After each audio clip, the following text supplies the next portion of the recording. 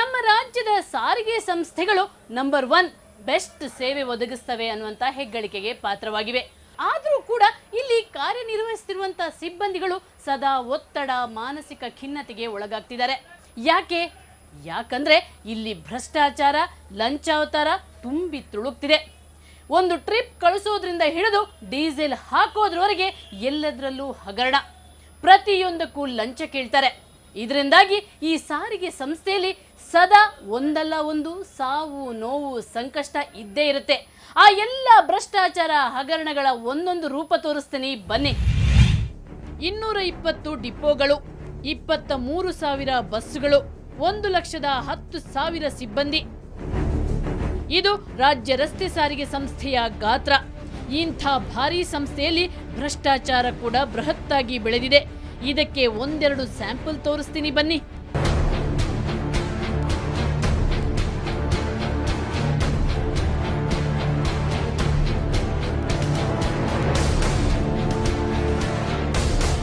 ನಾವು ಮೆಜೆಸ್ಟಿಕ್ನ KSRTC, BMTC ಹಾಗೂ KR ಮಾರ್ಕೆಟ್ನಲ್ಲಿರುವ bus ನಿಲ್ದಾಣದಲ್ಲಿ ರಹಸ್ಯ ಕಾರ್ಯಾಚರಣೆ ಮಾಡಿದ್ವಿ. ಅಲ್ಲಿ ಸಂಚಾರಿ ನಿಯಂತ್ರಕರ ಲಂಚಾವತಾರ ನೋಡಿ ಅಚ್ಚರಿಗೊಂಡ್ವಿ.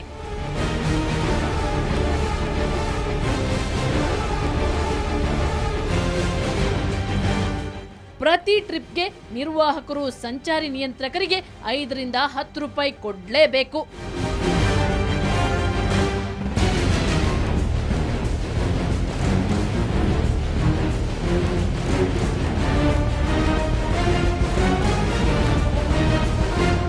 $5-10 ರೂಪಾಯಿ ಸಣ್ಣ ಮೊತ್ತ ಅಲ್ವಾ ಅಂತ ನಿಮ್ಗೆ ಅನ್ಸಿರಬಹುದು. ಆದ್ರೆ ದಿನದಾಂತ್ಯಕ್ಕೆ, ತಿಂಗಳಾಂತ್ಯಕ್ಕೆ ಇವರು ಗಳಿಸೋ ಲಂಚದ ಮೊತ್ತ ದೊಡ್ಡದೇ.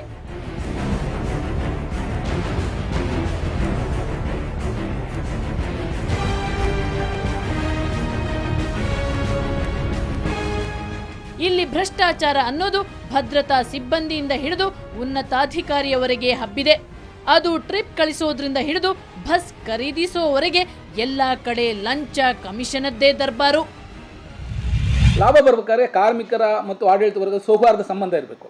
ಇಲ್ಲಿ ಹಂಗಲ್ಲ. ಇಲ್ಲಿ ಬಂದಿರೋಲ್ಲ IAS IPSನವರು. ಅವರಿಗೆ ಯಾವ ಲಾಭ ನಷ್ಟ ಅವ್ರಿಗೆ ಬೇಕಿಲ್ಲ, ಸಂಸ್ಥೆಯ ಒಳಿತು ಬೇಕಿಲ್ಲ, ಪ್ರಯಾಣಿಕರ ಒಳಿತು ಬೇಕಿಲ್ಲ. ಅವರು ಏನು ದಬ್ಬಾಳಿಕೆ ಮಾಡಬೇಕು, ಹಣ ಮಾಡ್ಕೋಬೇಕು. ಎಷ್ಟು ಬೇಗ ಅವ್ರು ಎಷ್ಟು ವರ್ಷ ಇರ್ತಾರೋ, ಅದು ಕ್ಯಾಶುಯಲ್ ಲೇಬರ್ಸ್, ಅವರು ಪರ್ಮನೆಂಟಾಗಿ ಯಾರನ್ನೂ ಇಡಲ್ಲ. 3 ವರ್ಷ, 6 ತಿಂಗಳು, 9 ತಿಂಗಳು, ಅಷ್ಟರೊಳಗೆ ಎಷ್ಟು ಹಣ ಅಷ್ಟು ಹಣ ಮಾಡ್ಕೋತಾರೆ, ಹೋಗ್ತಾರೆ. ಅವರಿಗೆ ಈ ಸಂಸ್ಥೆಯ ಏಳಿಗೆ ಆಗಲಿ, ಕಾರ್ಮಿಕರ ಕಷ್ಟ ಸುಖಗಳಾಗಲಿ ಅವರಿಗೆ ಯಾವುದೇ ಕಾಳಜಿ ಇಲ್ಲ.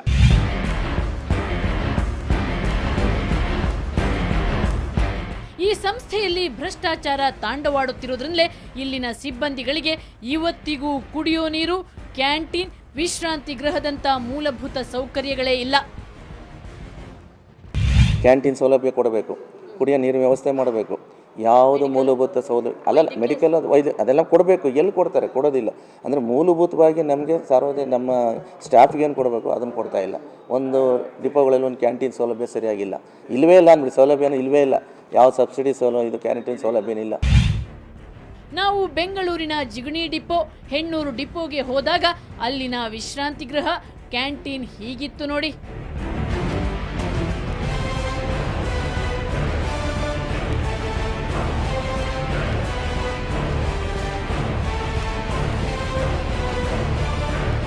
KR ಮಾರುಕಟ್ಟೆಗೆ ರಾತ್ರಿ ಹೋಗಿ ನೋಡಿದಾಗ ಚಾಲಕ ನಿರ್ವಾಹಕರ ಪರಿಸ್ಥಿತಿ ಕಂಡು ಪಾಪ ಅನಿಸಿತು.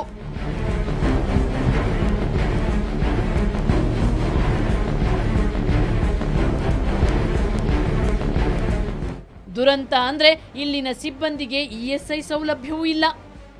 ಈ ಕೊರೆವ ಚಳಿಗೆ ನಮ್ಮ ಮಂತ್ರಿಗಳು, ಅಧಿಕಾರಿಗಳೆಲ್ಲ ಬೆಚ್ಚನೆ ಐಷಾರಾಮಿ ಮನೆಯಲ್ಲಿ ಮಲಗಿರ್ತಾರೆ.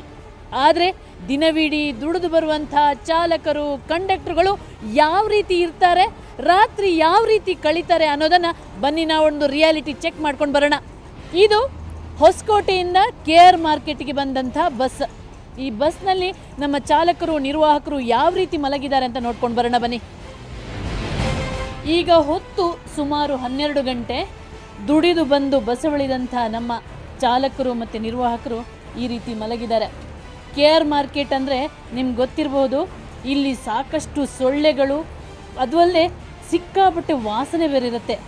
ಈ ವಾಸನೆಯಲ್ಲಿ ಇವರು ಈ ರೀತಿ ಅಂದರೆ ಸೊಳ್ಳೆ ಕಡಿತಾ ಇದ್ರೂ ಕೂಡ ಈ ರೀತಿ ಮಲಗಿರ್ತಾರೆ ನೋಡಿ.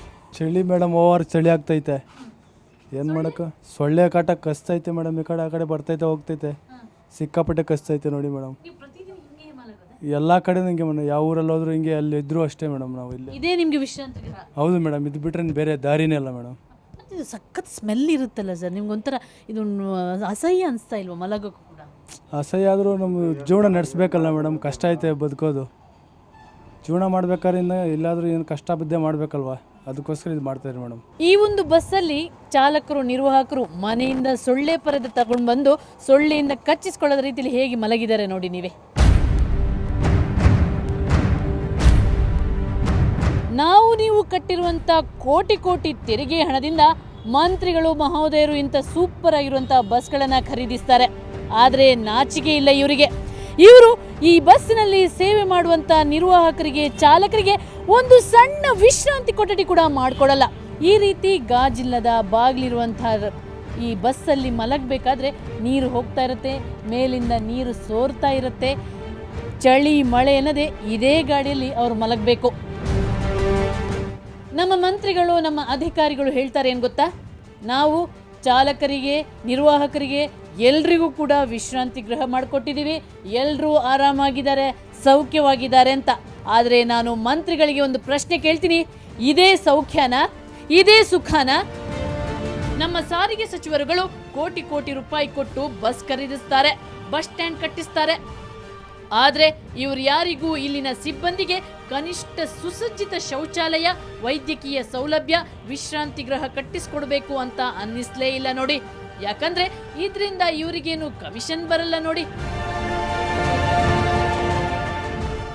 ಈಗ ನಿಮ್ಗೆ ಅನ್ಸಿರಬಹುದಲ್ವಾ, ನಿಜವಾಗ್ಲೂ ಈ ಅಧಿಕಾರಿಗಳು ಕಟುಕರ ಮನೆಯಲ್ಲಿ ಇರಲು ಲಾಯಕ್ಕು ಅಂತ. ಈ ಸತ್ಯ ಸಾರಿಗೆ ಸಚಿವರಿಗೂ ಅರ್ಥ ಆಗಬೇಕು. ಭ್ರಷ್ಟಾಚಾರ, ದೌರ್ಜನ್ಯದಿಂದ ಕೊಳೆತು ನಾರುತ್ತಿರುವಂತಹ ಸಾರಿಗೆ ಸಂಸ್ಥೆಯ ಸ್ವಚ್ಛತಾ ಕಾರ್ಯವನ್ನು ಅವರು ತಕ್ಷಣ ಕೈಗೊಳ್ಳಬೇಕು. ಇಲ್ಲಿನ ಸಿಬ್ಬಂದಿಗಳಿಗೆ ಒಂದು ನೆಮ್ಮದಿಯ ವಾತಾವರಣ ಕಲ್ಪಿಸಬೇಕು. ಈ ಕೆಲಸನ ಸಾರಿಗೆ ಸಚಿವರು ಆದಷ್ಟು ಬೇಗ ಮಾಡ್ತಾರೆ ಅನ್ನುವಂಥ ವಿಶ್ವಾಸ ನಮ್ಮದು. ಇದು ಇವತ್ತಿನ ಕವರ್ ಸ್ಟೋರಿ. ಮುಂದೊಂದು ಸ್ಫೋಟಕ ಸುದ್ದಿಯೊಂದಿಗೆ ಮತ್ತೆ ಶುಕ್ರವಾರ ಬರ್ತೀನಿ. ಅಲ್ಲಿವರೆಗೆ ನಿಮ್ಗೇನಾದರೂ ಸಮಸ್ಯೆ, ಸಂಕಷ್ಟ ಇದ್ರೆ ನಮ್ಮ ಈ ವಿಳಾಸಕ್ಕೆ ಬರೀರಿ.